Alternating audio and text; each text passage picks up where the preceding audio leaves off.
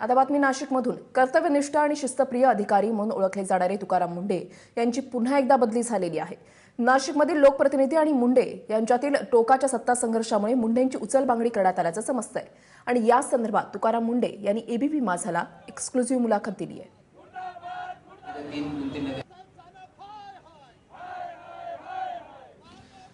नाशिक महानगरपालिकेचे आयुक्त तुकाराम मुंढे यांची मुंबईमध्ये मंत्रालयात बदली झालेली आहे. 9 महिन्याचा त्यांचा कारकीर्द होती नाशिकमध्ये. अनेक त्यांनी विविध विषयांना स्पर्श केलेला होता. मात्र लोकप्रतिनिधी आणि प्रशासन यांच्यामध्ये कायम संघर्ष उडाला आणि अखेर मुंढे यांची बदली आलेली आहे. स्वतः मुंढे सर आपल्याबरोबर आहेत. सर, 9 महिन्याची कारकीर्द होती, या कारकिर्दीविषयी काय सांगा? निश्चितच सॅटिस्फॅक्टरी आहे. याच्यामध्ये बरेच प्रोजेक्ट आम्हाला घेता आले, बरेच कार्यान्वित झाले, काही कार्यान्वित होण्याच्या स्टेजला आहेत. त्याच्यामुळे काही रिझल्ट दिसत आहेत, काही पुढच्या काळामध्ये निश्चित त्याचे इम्पॅक्ट आणि परिणाम दिसणार आहे. उदाहरण द्यायचं झालं तर मला वाटतं की ऑनलाईन सर्व्हिसेस हा एक प्रोजेक्ट आपण जो घेतला, याच्यामध्ये NMC कनेक्ट आपण ॲप चालू केल्यानंतर पहिले ग्रीव्हन्सेसच्या बाबतीत केलं आणि आता बाकीच्या 55 सर्व्हिसेस आपण ऑनलाईन केलेला आहे. त्याच्यामुळे नागरिकांच्या समस्या सोडवण्यासाठी आणि नागरिकांना सेवा देण्यासाठी तो खूप उपयुक्त ठरला आणि म्हणून नागरिकांमध्ये एक समाधानाचं वातावरण या बाबतीत निश्चित आहे. तसंच आपला जो सॉलिड वेस्ट मॅनेजमेंट प्लांट असेल, तिथं जे गार्बेज किंवा डम्पिंग ग्राउंड होतं त्याला आपण कॅपिंग करून तिथं अगदी लॉनसारखी परिस्थिती आणली आणि पुढील काही काळामध्ये तो अगदी एक पिकनिक पॉईंट होईल अशा दृष्टीने आपण स्वच्छतेच्या बाबतीत असेल, सेग्रिगेशन ॲट सोर्ससारखे प्रोजेक्ट असतील, हे पण आपण ऑलमोस्ट कम्प्लिशन स्टेटला आणले. तेच करत असताना फ्युचरच्या दृष्टिकोनातून जे इनोव्हेशन आणि इन्क्युबेशन सेंटर आपण इथं चालू करण्याचा निर्णय घेतला स्मार्ट सिटी अंतर्गत, तो फायनल इम्प्लिमेंटेशनच्या फायनल टप्प्यापर्यंत पूर्ण नियोजन झालेला आहे. तो जर इम्प्लिमेंट पूर्ण झाला तर त्याच्यामध्ये इथले जे नवयुवक आहेत त्यांना एंटरप्रेन्योरशिपमध्ये जाण्यासाठी खूप मोठा सपोर्ट आपण तयार करतो आहे, प्लॅटफॉर्म तयार करतो आहे. ज्याच्यामध्ये इनोव्हेशन सेंटर असेल, इन्क्युबेशन सेंटर असेल, स्टार्टअप हब असेल आणि कोवर्किंग स्पेसेस असतील, जेणेकरून इथलं जे स्किल्ड मॅनपॉवरचं किंवा नवयुवकांचं जे प्रमाण आहे बाहेर जाण्याचं, ते मायग्रेशन आपल्याला स्टॉप करता येईल आणि इथल्या इकॉनॉमीला खूप मोठ्या प्रमाणात त्याच्यातून कॉन्ट्रीब्युशन होईल, हे त्याच्यामधून आलेलं आहे. याचबरोबर हे करत असताना जे इन्फ्रास्ट्रक्चरचे बेसिक आपण प्रोजेक्ट घेतले, मग त्यामध्ये सिवेज लाईनच्या बाबतीत असेल 220 किलोमीटरच्या आसपास आपण ज्या घेतल्या आहे. 24/7 वॉटर सप्लायच्या बाबतीत जो प्रोजेक्ट आपण घेतला, जो काम आता सुरू होत आहे. त्याचबरोबर स्ट्रीट लाईट पोल्ससारखे असतील जिथे की 7,000च्या पोल्स आपण यावेळेस उभारत आहोत, किंवा स्मार्ट लाईट जे पुढच्या काही महिन्यात येणार आहे, ज्याचं आपण टेंडर प्रोसेसमध्ये आहोत. अशासारखे प्रोजेक्ट हे नाशिक शहरासाठी निश्चितच लिव्हेबल सिटी बनवण्याच्या दृष्टिकोनातून फायद्याचे आहेत, स्मार्ट सिटी बनवण्याच्या फायद्याचे आहेत. याचा नागरिकांना, नाशिककरांना खूप मोठ्या प्रमाणात फायदा होणार आहे आणि मी खरोखरच लिव्हेबल आणि एक इकॉनॉमिकली व्हायब्रंट व्हायटल सिटी म्हणून पुढं नावारूपास येणार आहे.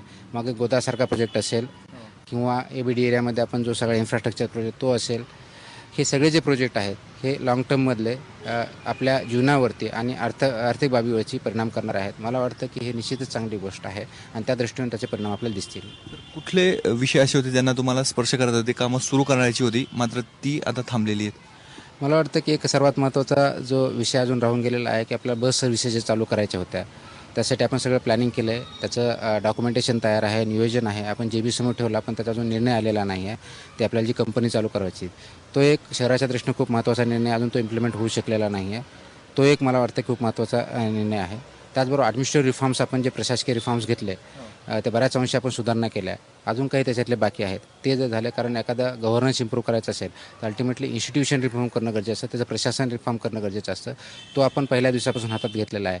मग ते रूल्स बनवण्यापासून असेल, सिनियरिटी लिस्ट असतील किंवा पनिशमेंट करण्याचं असेल किंवा प्रमोशनच्या बाबतीत आवश्यक त्या लेगल गोष्टी त्या असतील, याच्यामधली जी साफसफाईची कामं आपण केलेली आहेत आणि लाँग टर्ममध्ये जे रिफॉर्म्स अल्टिमेटली होतील तर त्यावरतीच हे प्रशासनचं आणि गव्हर्नन्स चालणार आहे.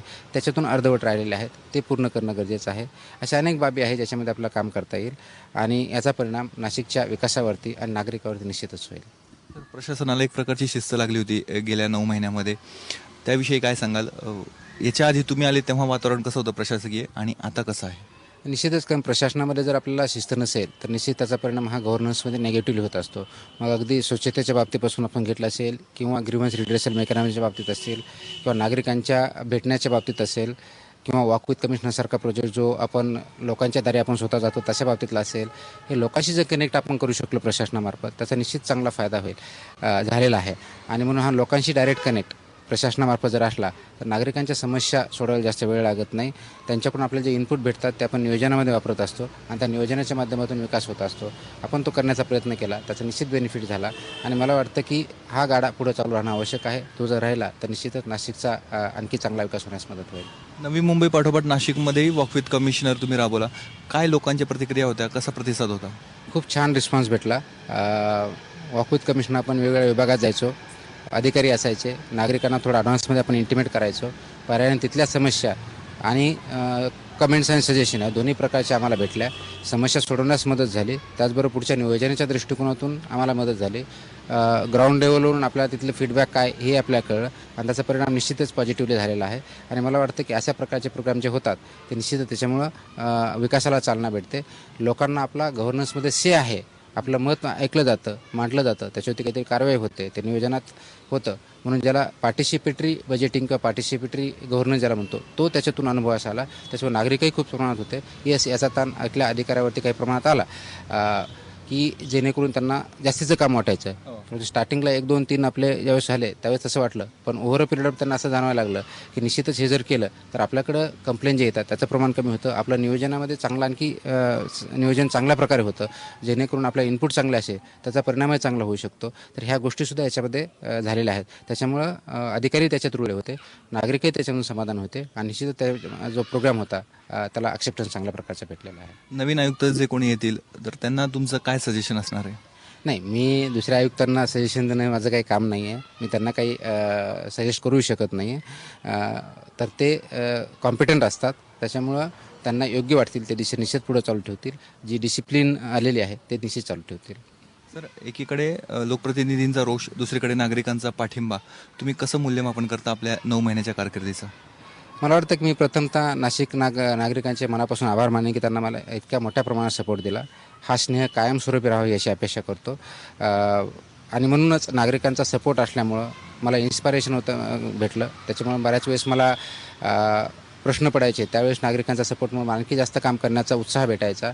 असाच सपोर्ट नवीन कारकिर्दीला त्यांचा राहावा, नवीन अधिकाऱ्यांनासुद्धा राहावी ही अपेक्षा करतो.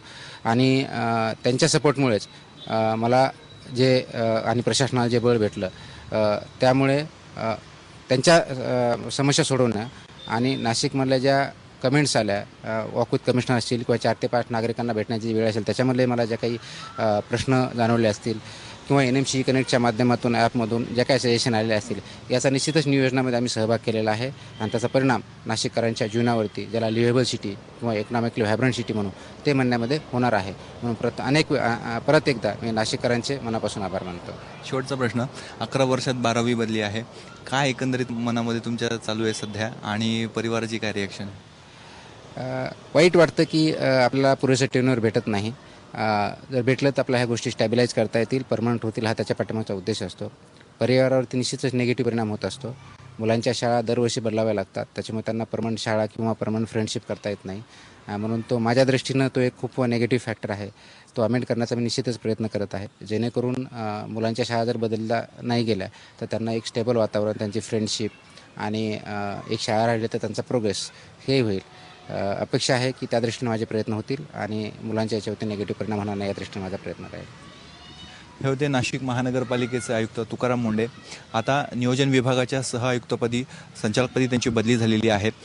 नाशिकमध्ये त्यांनी जी कारकीर्द राबवलेली होती त्या कारकिर्दीमध्ये ते समाधानी आहेत. नाशिककरांनी त्यांना पाठिंबा दिला, नाशिककर त्यांच्या पाठीशी उभे राहिले, त्याबद्दल ते नाशिककरांना थँक्यू देखील म्हणतायत, आभार देखील मानतायत.